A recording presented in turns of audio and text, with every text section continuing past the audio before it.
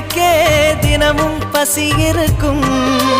தேடல் என்பது உள்ளவரை வாழ்வில் ருசி இருக்கும். பாடல் போல தேடல் கூட ஒரு சுகமே.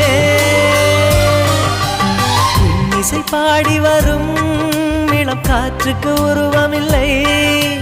காற்றலை இல்லை என்றால் ஒரு பாட்டொலி கேட்பதில்லை. ஒரு கானம் வருகையில் உள்ளம் கொள்ளை போகுதே. ஆனால் காற்றின் முகவரி கண்கள் அறிவதில்லையே. இந்த வாழ்க்கையே ஒரு தேடல் தான்.